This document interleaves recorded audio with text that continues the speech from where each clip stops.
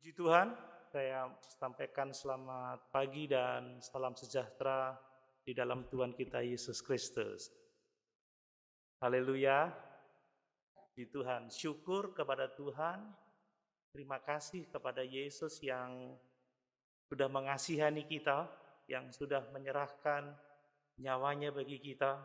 Dia telah mengorbankan dirinya untuk memikul dosa-dosa kita di dalam tubuhnya sendiri. Amin.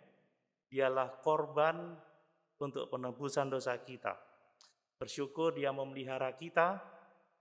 Kalau sampai saat ini kita boleh ada sebagaimana ada, kita masih bisa beribadah, kita ada di dalam Tuhan. Terima kasih kepada Tuhan Yesus. Amin. Mari, saya akan berkhotbah dari Lukas pasal 12 ayat 35 sampai 48. Setelah Tuhan Yesus mengajar tentang bahaya dari ketamakan, bahwa pengikut-pengikutnya harus mencari kerajaan Allah. Pengikut-pengikutnya harus menjadi kaya di hadapan Allah. Juga setelah dia mengajar untuk kita tidak khawatir akan uang, saudara ya. Saat ini dia mengajar supaya kita berjaga-jaga untuk kedatangannya kembali. Mari saya akan membacakan untuk kita sekalian. Lukas pasal 12 ayat 35 sampai ayat yang ke-48. Demikian firman Tuhan. Hendaklah pinggangmu tetap berikat dan pelitamu tetap menyala. Dan hendaklah kamu sama seperti orang-orang yang menanti-nantikan tuannya yang pulang dari perkawinan, supaya jika ia datang dan mengetok pintu, segera dibuka pintu baginya. Berbahagialah hamba-hamba yang didapati tuannya berjaga-jaga ketika ia datang. Aku berkata kepadamu, sesungguhnya ia akan mengikat pinggangnya dan mempersilahkan mereka duduk makan, dan ia akan datang melayani mereka. Dan apabila ia datang pada tengah malam atau pada dini hari dan mendapati mereka berlaku demikian, maka berbahagialah mereka. Tetapi ketahuilah ini, jika tuan rumah tahu pukul berapa pencuri akan datang, ia tidak akan membiarkan rumahnya dibongkar. Hendaklah kamu juga siap sedia, karena Anak Manusia datang pada saat yang tidak kamu sangkakan. Kata Petrus, Tuhan, kamikah yang engkau maksudkan dengan perumpamaan itu atau juga semua orang? Jawab Tuhan, jadi siapakah pengurus rumah yang setia dan bijaksana yang akan diangkat oleh tuannya menjadi kepala atas semua hambanya untuk memberikan makanan kepada mereka pada waktunya? Berbahagialah hamba yang didapati tuannya melakukan tugasnya itu ketika tuannya itu datang. Aku berkata kepadamu, sesungguhnya tuannya itu akan mengangkat dia menjadi pengawas segala miliknya. Akan tetapi jikalau hamba itu jahat dan berkata di dalam hatinya, tuanku tidak datang-datang, lalu ia mulai memukul hamba-hamba laki-laki dan hamba-hamba perempuan dan makan minum dan mabuk, maka tuan hamba itu akan datang pada hari yang tidak disangkakannya dan pada saat yang tidak diketahuinya, dan akan membunuh dia dan membuat dia senasib dengan orang-orang yang tidak setia. Adapun hamba yang tahu akan kehendak tuannya, tetapi yang tidak mengadakan persiapan atau tidak melakukan apa yang dikehendaki tuannya, ia akan menerima banyak pukulan. Tetapi barang siapa tidak tahu akan kehendak tuannya dan melakukan apa yang harus mendatangkan pukulan, ia akan menerima sedikit pukulan. Setiap orang yang kepadanya banyak diberi, daripadanya akan banyak dituntut. Dan kepada siapa yang banyak dipercayakan, daripadanya akan lebih banyak lagi dituntut. Haleluya, puji Tuhan. Bapak Ibu Saudara yang dikasihi oleh Tuhan, salah satu ciri orang-orang yang akan memiliki kehidupan yang baik adalah orang-orang yang memikirkan masa depannya. Jadi orang yang tidak memikirkan masa depan tidak akan sungguh-sungguh memiliki kehidupan yang baik. Saudara, orang yang hanya memikirkan hari ini itu tidak akan siap menghadapi hari esok. Tidak akan siap menghadapi masa depannya. Sebagai contoh, seorang pelajar, seorang mahasiswa yang tidak memikirkan masa depannya bahwa akan ada waktu ujian tengah semester, akan ada waktu ujian akhir semester, akan ada waktu membuat skripsi atau membuat tesis, akan ada waktu untuk ujian tesis, ada waktu untuk saya harus bekerja. Orang yang tidak memikirkan itu, dia akan hidup sembrono, dia akan hidup sembarangan. Kalau dia punya waktu, dia akan gunakan waktu untuk bersantai, menggunakan waktu untuk bersenang-senang, dan tidak mempersiapkan waktu akan menghadapi ujian. Waktu harus menulis skripsi, waktu harus mengikuti ujian, waktu untuk mencari pekerjaan. Nah, jelas bahwa tidak mungkin seorang pelajar yang tidak memikirkan hari depannya akan memiliki prestasi yang baik. Pas waktu mau ujian belum siap, saudara, makanya nilainya jelek. Kan seperti itu. Jadi ya, anak-anakku, adik-adik pelajar, mahasiswa, ingat bahwa akan ada ujian. Amin. Mana yang mahasiswa? Tidak ada ya? Amin. Yang siswa ada enggak ya? Amin. Oh, itu amin sudah di belakang. Jadi harus memikirkan hari esok, memikirkan masa depan. Karena orang yang hanya memikirkan hari ini, dia akan bersenang-senang hari ini, akan menggunakan waktu untuk keinginannya sendiri tanpa mempersiapkan apa yang akan dihadapi hari esok. Makanya hanya orang-orang yang memikirkan hari esok yang akan memiliki kehidupan yang baik. Nah, saudara, kalau ada orang-orang yang tidak memikirkan bahwa bulan depan ada tagihan ini, ada tagihan itu, saya harus bayar listrik, saya harus ada bayar air, mungkin yang masih jadi kontraktor, saya harus membayar sewa kontrak, bahwa ini ke depan ini anak-anak sudah mau kuliah, saya harus membayar uang kuliah dan lain sebagainya. Kalau orang tidak memikirkan hal seperti itu, kalau dia mendapatkan uang, mendapatkan berkat, dia akan cenderung untuk berfoya-foya. Menghabiskan uang untuk kesenangannya sendiri, tidak memikirkan untuk menabung, untuk membayar apa yang harus dibayar beberapa waktu yang akan datang. Saudara, orang seperti itu biasanya kalau sudah waktunya membayar, tidak ada uang, sudah bingung, pinjol, saudara. Bukan benjol ya, pinjol. Pinjaman online. Kalau udah nggak bisa bayar, udah bengkak kali bunganya begitu luar biasa. Atau banyak kesusahan yang lain. Makanya sebagai manusia, kalau kita ingin memiliki kehidupan yang baik, kita harus mau memikirkan hari esok. Memikirkan masa depan kita. Karena dengan memikirkan hari esok, memikirkan masa depan kita, itu akan menentukan bagaimana seharusnya kita hidup hari ini. Besok akan ujian, saya akan belajar dengan sungguh-sungguh. Kalau aku akan menulis skripsi, aku akan belajar mulai sekarang, karena skripsi itu adalah integritas dari semua pengetahuan yang telah dipelajari selama kuliahnya. Kalau mungkin beberapa waktu ke depan saya harus membayar tagihan ini, tagihan itu, saya harus menabung dengan bijaksana supaya pada waktunya saya tidak kesusahan, saudara. Memang Tuhan mengajarkan kita untuk kita tidak mengkhawatirkan hari esok.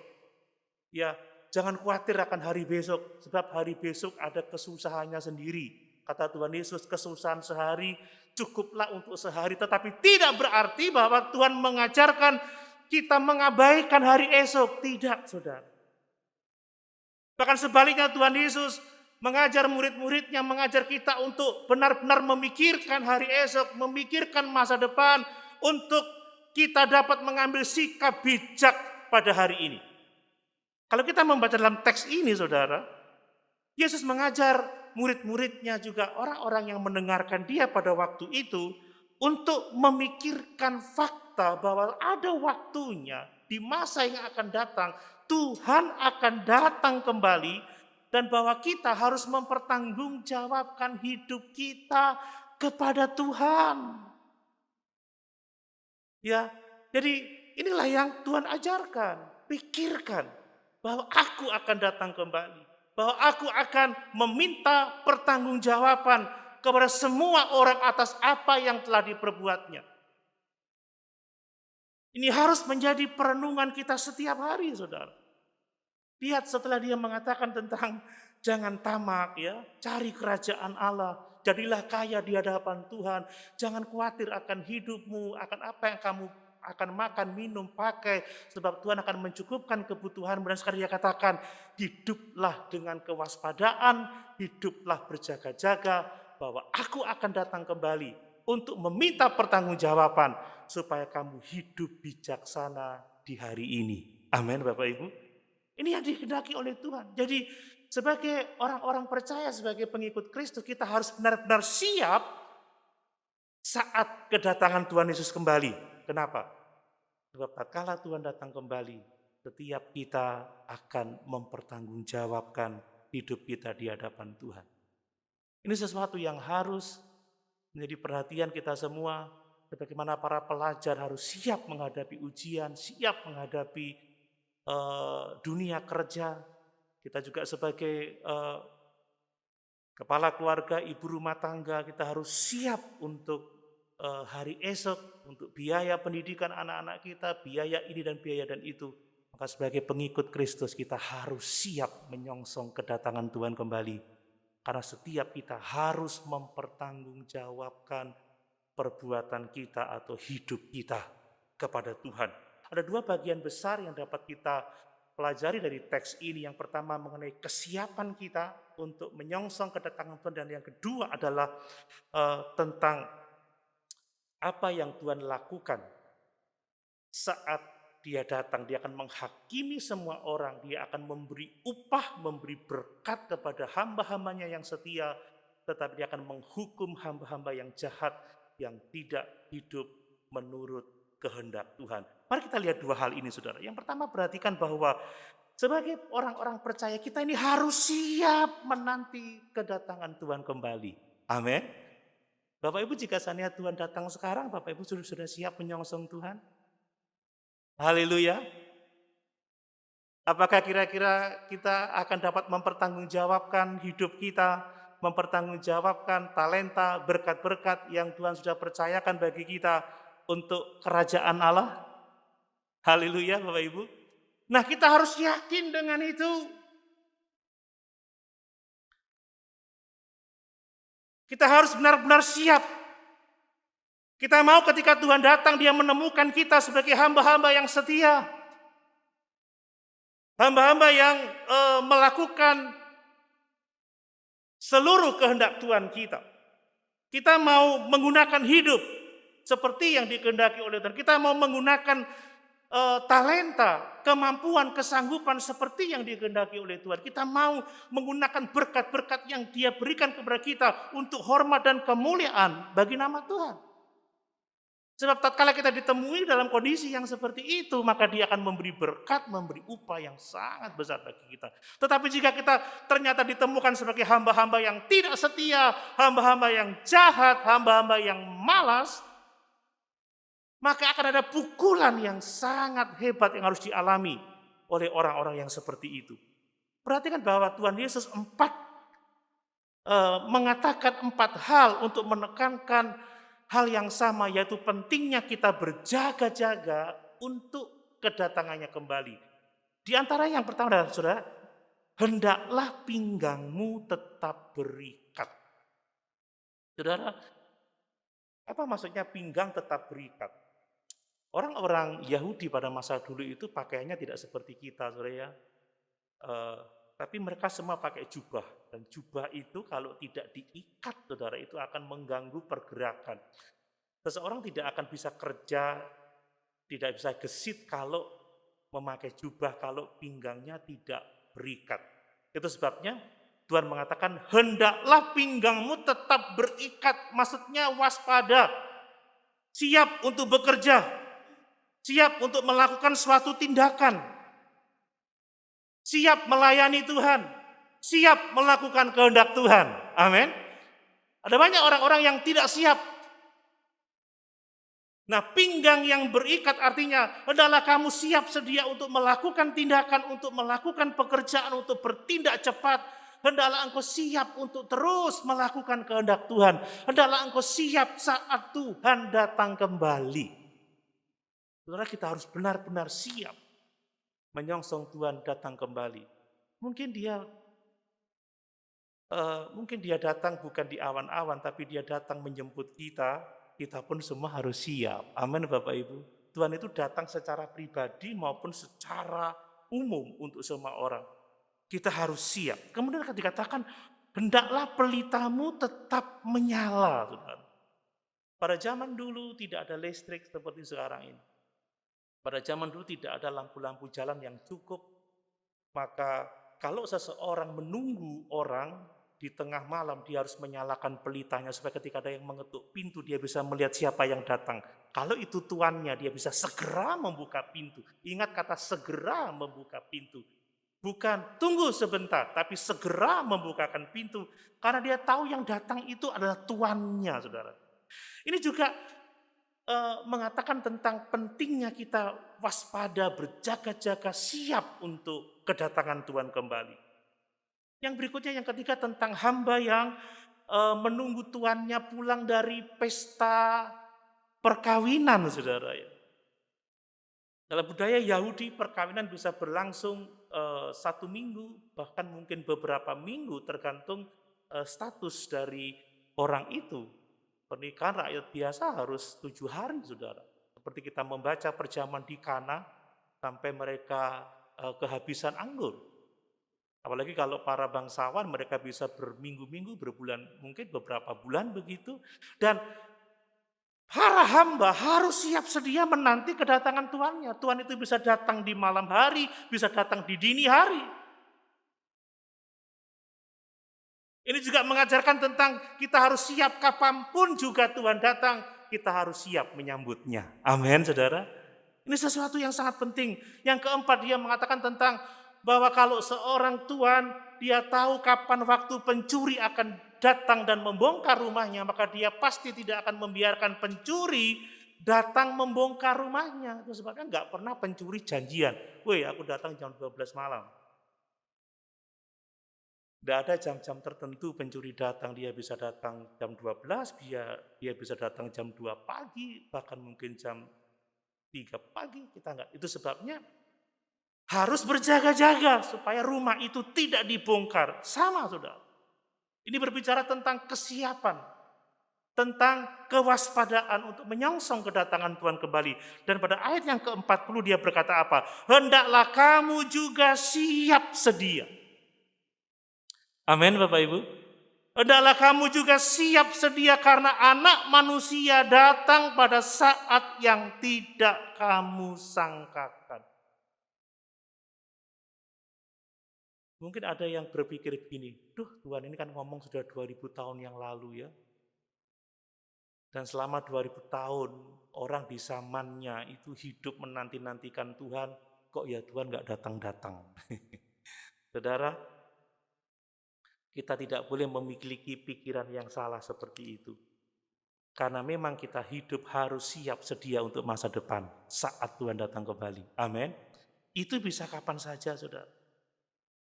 Petrus menyebut mereka ini sebagai pengejek-pengejek. Coba kita lihat di dalam 2 Petrus 3 ayat yang ketiga.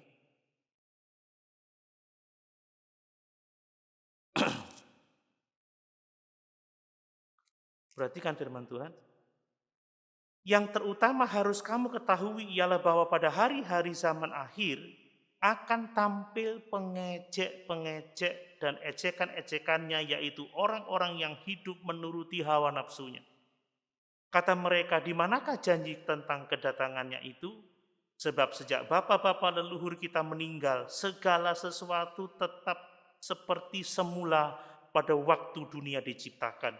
Mereka sengaja tidak mau tahu bahwa oleh firman Allah langit telah ada sejak dahulu dan juga bumi yang berasal dari air dan oleh air, dan bahwa oleh air itu bumi yang dahulu telah binasa dimusnahkan oleh air bah. Tetapi oleh firman itu juga langit dan bumi yang sekarang terpelihara dari api dan disimpan untuk hari penghakiman dan kebinasaan orang-orang fasik. Akan tetapi saudara-saudaraku yang kekasih, yang satu ini tidak boleh kamu lupakan, yaitu bahwa di hadapan Tuhan satu hari sama seperti 1000 tahun dan 1000 tahun sama seperti satu hari. Tuhan tidak lalai menepati janjinya, sekalipun ada orang yang menganggapnya sebagai kelalaian, tetapi ia sabar terhadap kamu karena ia menghendaki supaya jangan ada yang binasa, melainkan supaya semua orang berbalik dan bertobat.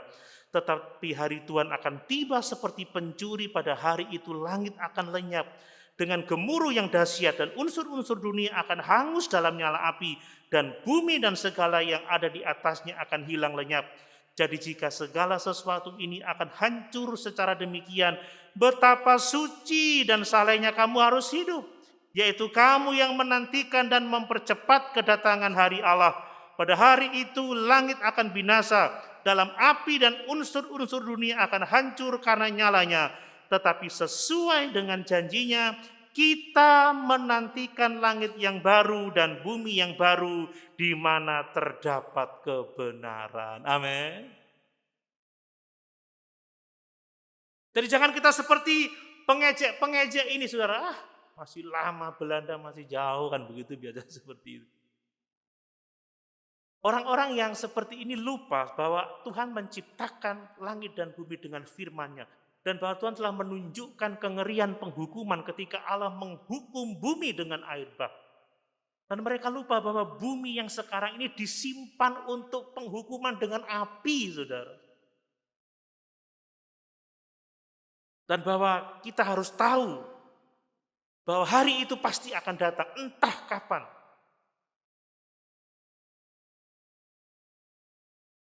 Terus Tuhan berkata, hendaklah engkau berjaga-jaga. Tuhan datang seperti pencuri. Pada hari itu ada gemuruh yang sangat hebat. Dikatakan bahwa langit dan bumi akan lenyap dalam gemuruh yang sangat dahsyat, dalam api yang menghanguskan. Jika kita benar-benar memperhatikan perkataan Tuhan Yesus dalam perumpamaan ini, saudara, maka kita harus benar-benar siap untuk menantikan kedatangannya. Amin.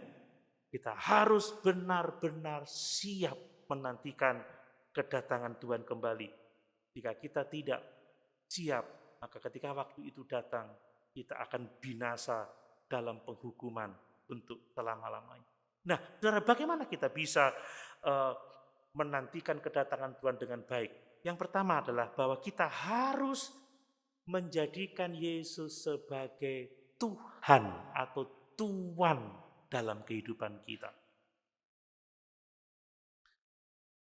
Apakah Yesus adalah Tuhan dalam hidup kita? Haleluya.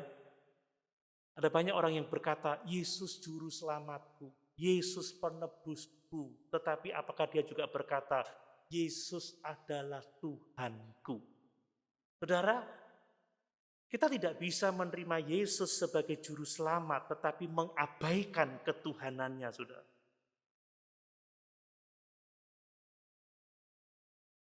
Ketuhanan itu menuntut ketaatan.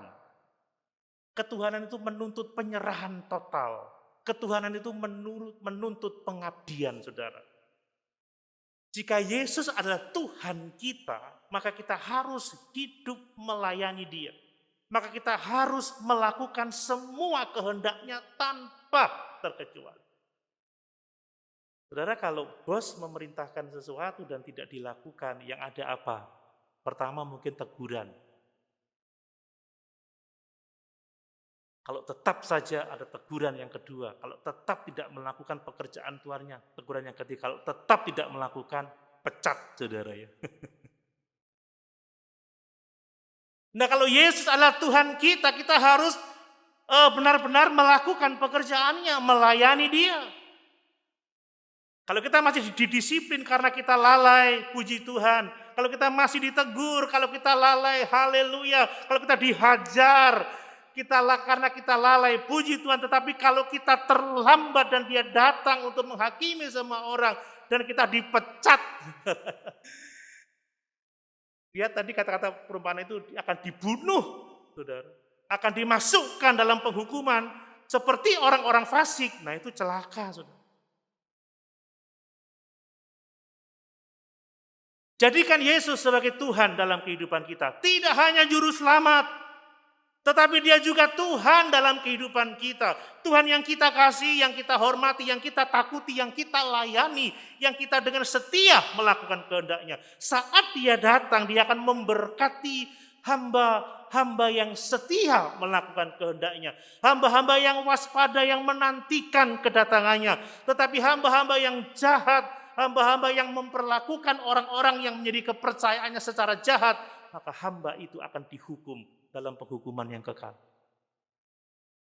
Jadi mau siap menyongsong kedatangan Tuhan? Jadikan Yesus sebagai Tuhan dalam hidupmu. Amin. Saudara, Tuhan itu harus dihormati. Tuhan menuntut ketaatan, Tuhan menuntut kita melakukan semua kehendak-Nya. Tuhan menuntut kita melayani dia dengan sungguh-sungguh. Kita tidak bisa sekali lagi mengatakan Yesus juru selamatku, kita menolak ketuhanannya. Kita tidak akan merasa aman jika melakukan itu. Kenapa sih ada banyak orang yang selalu bimbang, aku mati masuk surga enggak ya? Karena tahu dalam hidupnya, dia mengaku percaya tetapi tetap hidup di dalam dosa. Saudara.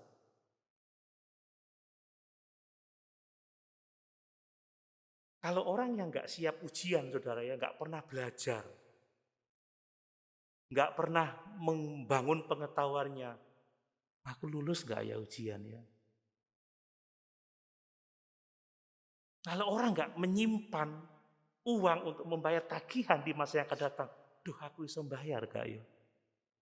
Kenapa banyak orang yang merasa berpikir seperti itu, aduh dia selamat gak ya? Kristen sih ya ke gereja, tapi masih mencuri, masih menipu, iri, dengki, pemabuk, dan lain sebagainya. Ingat kata Paulus, orang-orang yang melakukan semua kejahatan itu tidak akan dapat mengambil bagian dalam kerajaan Allah. Amin, Bapak Ibu. Makanya jadikan dia sebagai Tuhan dalam hidup kita.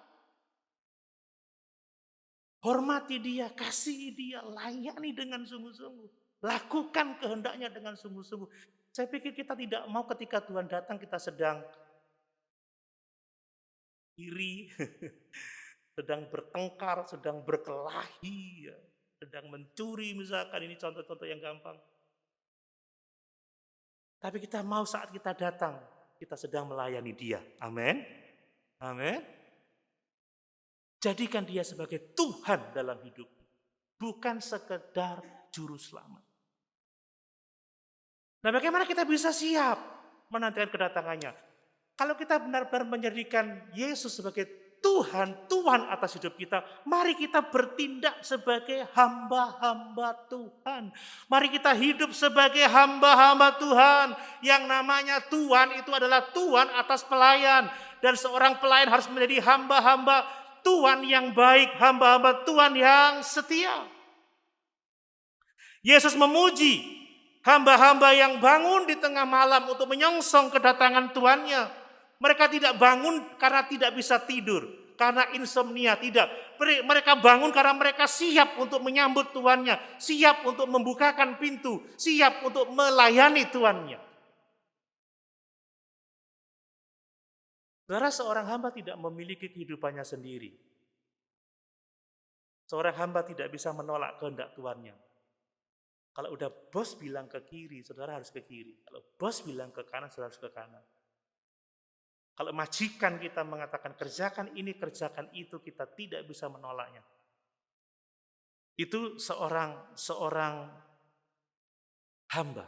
Saudara, jangan hidup menurut kehendak kita sendiri, tetapi hiduplah menurut kehendak Tuhan. Amin. Apapun itu. Dan saya senang sekali ketika membaca, ketika dia menemukan hamba-hamba yang baik, yang berjaga-jaga, Maka dikatakan, kata Tuhan Yesus, maka Tuhan itu akan mempersilahkan hamba-hambanya itu makan dan dia akan mengikat pinggangnya dan melayani mereka. Tetapi meskipun demikian ketika pada saat yang sama Tuhan itu ingat sesuatu dan dia menginginkan hambanya untuk melakukan ini dan melakukan itu, maka yang namanya hamba harus mengcancel semua kegiatan, mengcancel semua rencananya. Amin Bapak Ibu. Kalau saudara adalah seorang pegawai di satu perusahaan sedang liburan, lalu direktur bilang, cepat datang sekarang, perusahaan butuh kamu.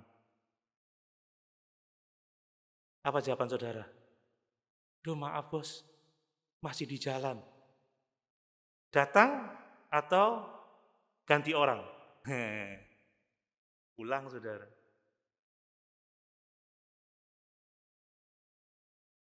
Saudara sedang makan, sudah pesan nasi goreng spesial, telurnya setengah mateng, ya. Lalu mau minum jus alpukat, baru duduk, baru disajikan, kring, cepat datang segera. Tenagamu dibutuhkan, ditinggal itu sudah. Apakah kita bertindak demikian kepada Tuhan? Kita harus melakukan yang seperti itu. Amin Bapak Ibu. Karena dia adalah Tuhan dan kita adalah hamba-hambanya. Menjadi hamba Tuhan Yesus Kristus harus menjadi yang terutama dalam hidup kita. Itu harus menjadi mindset kita, harus menjadi pikiran kita, harus menjadi pola pikir kita. Bahwa saya harus melayani Tuhan. Ini harus menjadi perenungan hidup kita setiap saat. Dan bahwa melayani Tuhan itu adalah melalui tindakan-tindakan yang sifatnya spesifik. Ya. Saya mau mengingatkan bahwa semua orang percaya adalah hamba Tuhan. Amin. Semua orang percaya adalah hamba Tuhan. Bukan hanya pendeta yang hamba Tuhan. Semua orang percaya hamba Tuhan.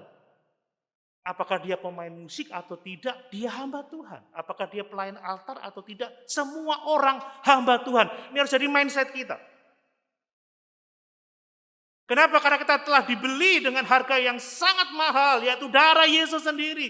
Semua kita hamba Tuhan, semua kita pelayan, tetapi kita mempunyai spesifikasi, kita mempunyai konsentrasi, kita mempunyai bagian kita masing-masing. Karena Alkitab mengatakan setiap orang itu menerima karunia-karunia pelayanan yang berbeda-beda.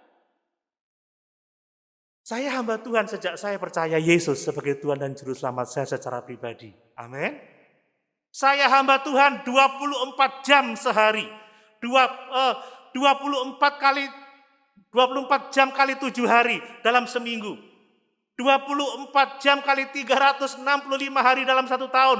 Bahkan selama saya hidup sejak saya percaya Yesus, sejak saya menerimanya sebagai Tuhan dan Juru Selamat secara pribadi, saya harus hidup sebagai hamba Tuhan. Saya sering ngomong kepada anak-anak saya, kalau kamu harus melayani, harus taat bukan karena kamu anak pendeta, bukan. Karena kamu dan saya sama. Kita ini adalah hamba-hamba Tuhan sejak kita percaya Yesus. Amin. Tetapi bedanya saya pendeta, saudara. Saya tidak pendeta 24 jam. Anggap saja jam kerja saya jadi pendeta 8 jam sehari, itulah pekerjaan saya. Mungkin Bapak Ibu sebagai pemimpin pujian, Bapak Ibu bekerja tidak 24 jam sehari, mungkin latihannya hari apa aja?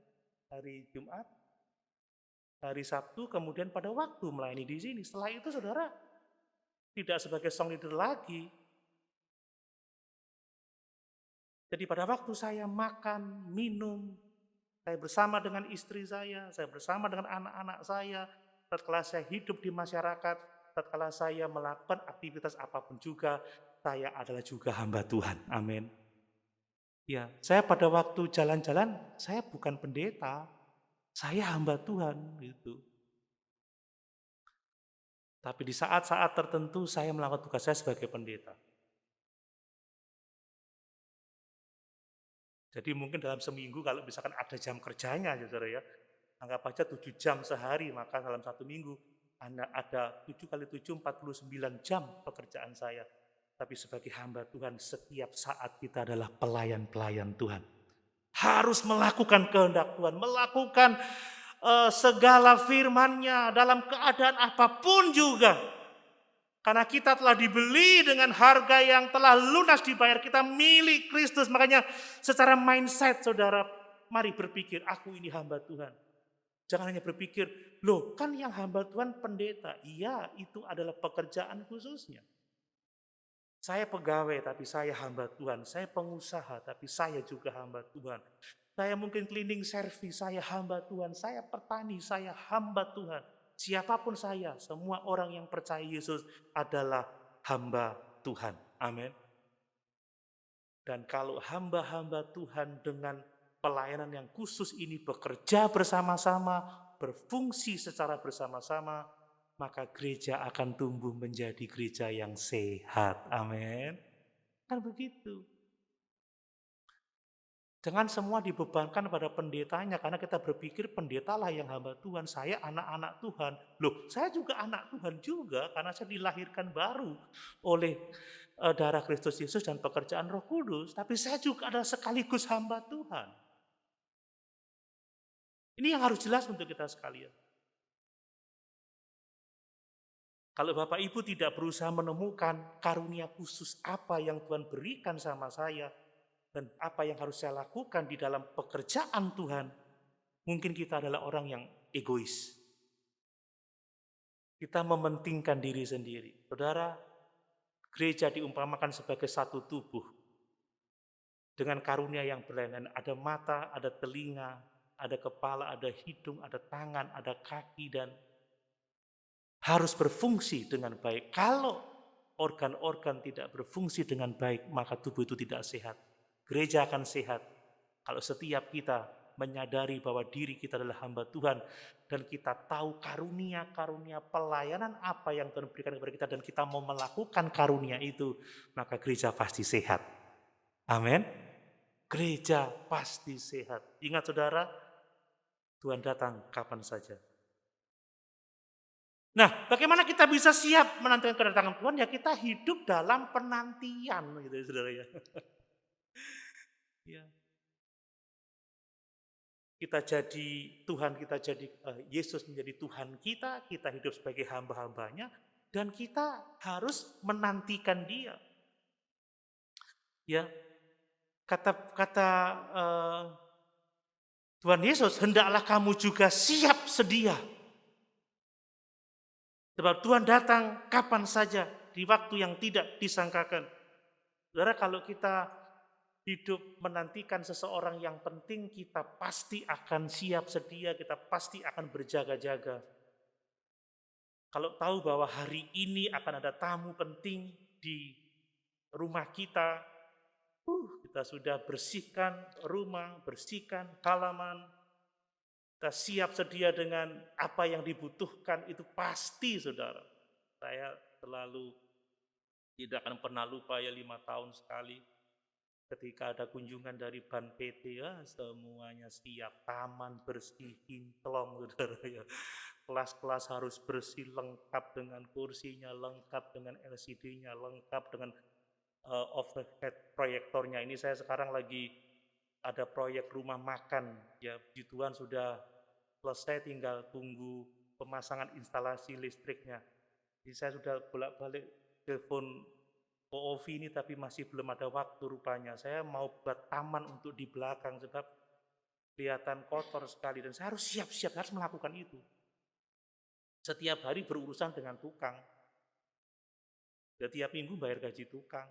Ini sudah ngomong-ngomong taman, piro taman ini? Segini om, iso dicicil. Kok nyicil om? Tapi saya siap-siap saudara. Ini Pak Pacel ini bagian asrama sudah nyiapin tempat tidur, anak-anak ngecat semuanya. Karena apa? Kita menantikan mahasiswa baru. Kalau kita menantikan Tuhan, kita ingin hidup kita bersih. Amin. Kita ingin kita siap, kita ingin hati kita bersih. Kita ingin ditemukan melayani Tuhan saat Dia datang kembali. Dan itu yang dilakukan oleh orang-orang yang siap menantikan kedatangan Tuhan. Yang kedua, saudara, ketika Tuhan datang kembali, Dia akan meminta pertanggungjawaban kepada hamba-hambanya atas apa yang telah dipercayakan kepada mereka. Saudara, Petrus bertanya seperti ini ya. Ayat yang ke-41. Kata Petrus, "Tuhan, kamikah yang Engkau maksudkan dengan perumpamaan itu atau juga semua orang?" Jawab Tuhan, "Jadi siapakah pengurus rumah yang setia dan bijaksana yang akan diangkat oleh tuannya menjadi kepala atas semua hambanya untuk memberikan makanan kepada mereka pada waktunya?" Tuhan tidak menjawab secara langsung, tetapi Dia menunjukkan mengenai 4 kategori hamba, saudara ya. Ini saya jadi teringat 4 kategori tanah ya. Tanah pinggir jalan, tanah berbatu, tanah semak duri, dan tanah yang baik. Ini ada hamba yang setia menantikan tuannya. Ini hamba yang tidak setia, menganggap tuannya tidak akan datang dan berlaku jahat terhadap hamba-hamba di bawah kepemimpinannya. Yang ketiga adalah hamba yang tahu kedatangan tuannya tetapi tidak siap sedia.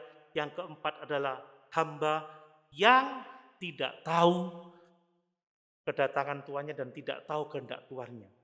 Saya tidak akan fokus kepada yang lain, saya akan fokus kepada tanah yang baik, kepada hamba yang setia, hamba yang menanti-nantikan tuannya, hamba yang diberkati ketika tuannya itu akan datang. Bapak Ibu, akan ada hamba-hamba yang menerima upah saat dia menantikan tuannya itu datang. Sebab dia adalah hamba yang setia dan bijaksana. Amin. Saudara, ini berbicara mengenai pemimpin-pemimpin rohani. Karena dikatakan di situ ada hamba-hamba yang ada di bawahnya yang harus diberi makan pada waktunya. Ini berbicara mengenai penatua, ini berbicara mengenai diaken, ini berbicara mengenai gembala jemaat yang harus menggembalakan kawanan domba. Bapak Ibu membaca dalam Yeskiel 34 ya, di situ kita menemukan apa tugas seorang gembala. Kalau kita membaca di dalam surat-surat Paulus, gembala jemaat itu tugasnya seperti apa?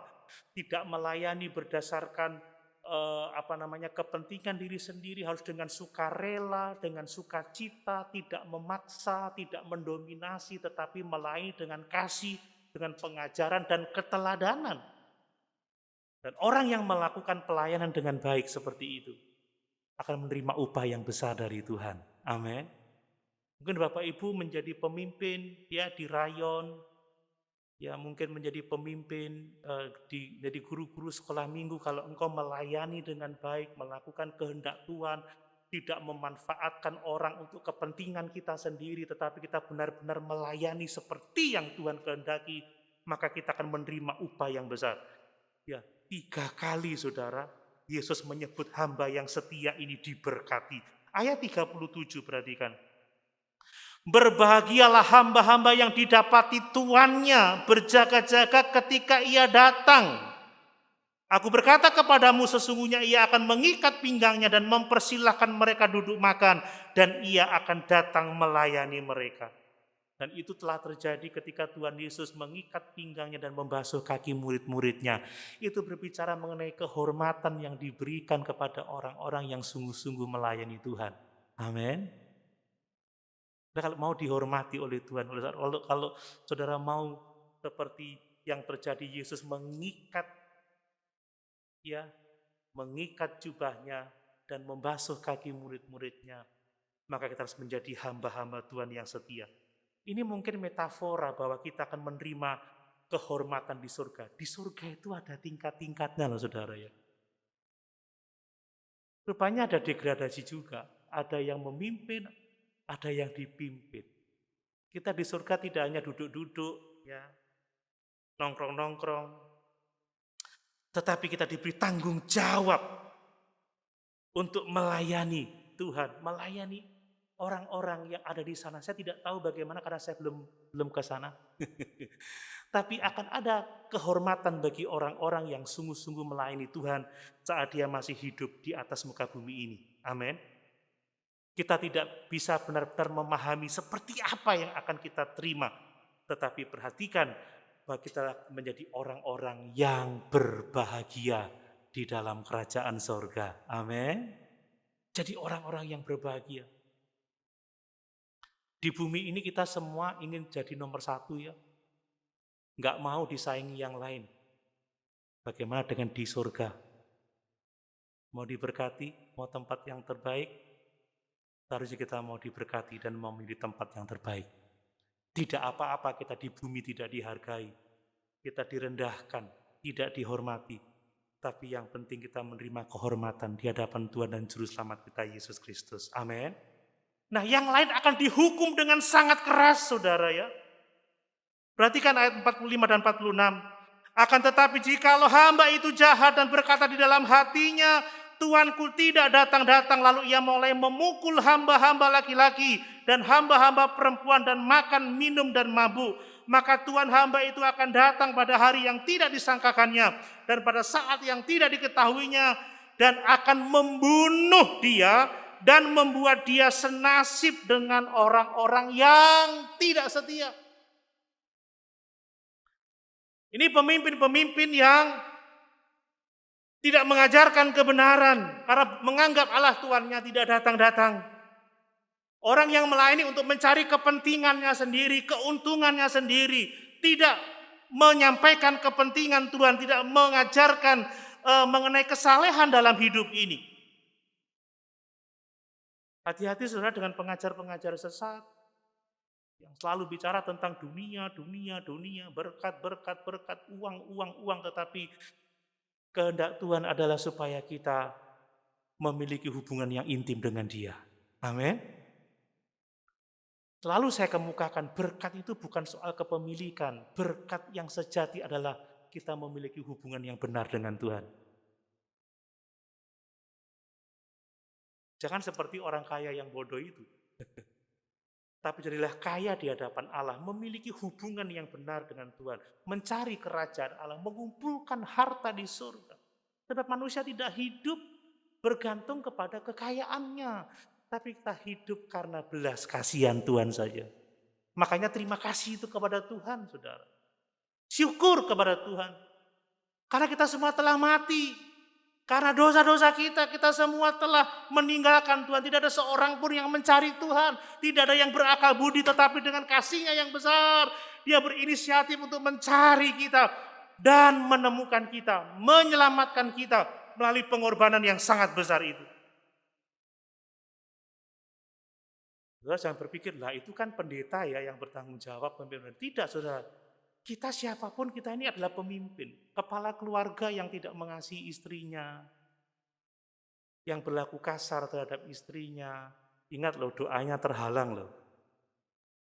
Orang tua yang tidak mengasuh anaknya, merawat dengan baik, akan dibunuh dan disamakan dengan orang-orang fasik. Seorang anak yang tidak menghormati orang tuanya, menghargai orang tuanya, hati-hati. Kan begitu? Siapapun kita, kalau kita berlaku jahat kepada orang yang ada di dalam lingkup pengaruh kita, kita akan menerima penghukuman, saudara. Kita akan menerima penghukuman. Makanya orang yang tahu, yang mengenal Tuhan, orang yang mengenal kebenaran tetapi hidup dalam keegoisan, hidup dalam keberdosaan, hidup jahat kepada sesamanya, dia akan menerima pukulan yang sangat keras dari Tuhan. Siapapun itu. Kemudian ada yang dihukum tetapi dihukum dengan keras karena dia sebenarnya tahu tentang Tuhan datang tetapi tidak siap sedia. Ada yang seperti itu. Tahu kebenaran tetapi tidak mau melakukannya. Ayat 47. Jawab Tuhan, jadi siapakah pengurus rumah yang setia? Ayat 47. Adapun hamba yang tahu akan kehendak tuannya, tetapi yang tidak mengadakan persiapan atau tidak melakukan apa yang dikehendaki tuannya, ia akan menerima banyak pukulan. Hati-hati ya, kita suka diajar, suka mendengar firman, kadang tidak jarang Ya, kita mencari semua informasi, semua YouTube, TikTok, kita dengarkan. Oh, kita tahu harus hidup bagaimana, tetapi kita tidak melakukannya, kita tidak dengan sungguh-sungguh mentaatinya, kita akan menerima banyak pukulan. Karena yang diberi banyak akan dituntut banyak. Amin, Bapak Ibu. Mungkin kita berpikir, nanti aja suatu hari ketika bisnisku berhasil, ketika aku tidak sibuk, aku akan melayani Tuhan. Mari kita seperti pujian itu, hidup ini adalah kesempatan. Amin. Nanti aja kalau aku sudah sukses, kalau perusahaanku sudah berkembang maju, pegawaiku udah ratusan, ribuan orang, aku akan setia loh. Malah banyak pegawai, banyak kesibukan, tidak pernah setia sama Tuhan. Saudara, kita tidak boleh berpikir yang seperti itu. Kita akan berdosa dan akan menerima hukuman yang lebih besar kalau kita tahu apa yang baik, kita tahu kehendak Tuhan, tetapi kita tidak mau melakukannya. Amin. Yang terakhir, saudara, orang yang menerima sedikit pukulan karena apa?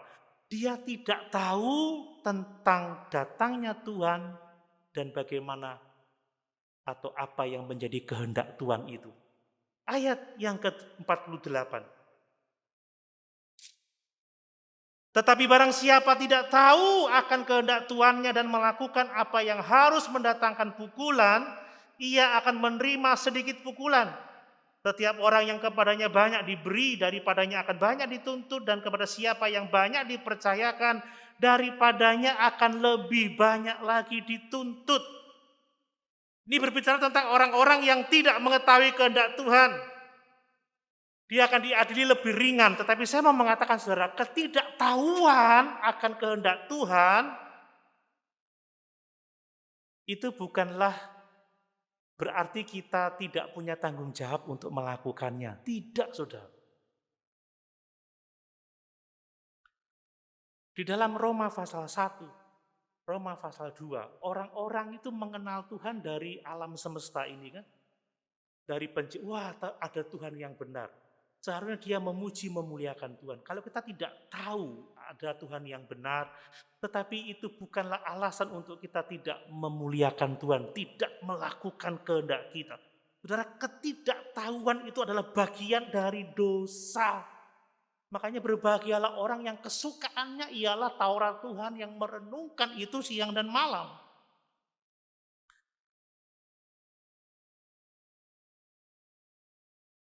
Amin, Bapak Ibu. Ketidaktahuan adalah bagian dari dosa. Dan kalau kita tidak tahu, bukan berarti kita tidak bertanggung jawab untuk melakukannya. Contoh ini, saudara. Kalau mau masuk dalam sebuah tempat, misalkan harus membawa KTP misalkan. Orang ini tidak tahu dan dia tidak membawa KTP. Lalu ketika dia masuk penjaga pintu, KTP-nya tidak bawa, Pak. Tidak bisa masuk. Loh, saya kan tidak tahu, Pak. Maaf, Pak, saya nggak tahu. Jadi saya nggak, ya kamu nggak bawa toh? Iya, keluar. Tidak boleh masuk. Amin, Bapak Ibu.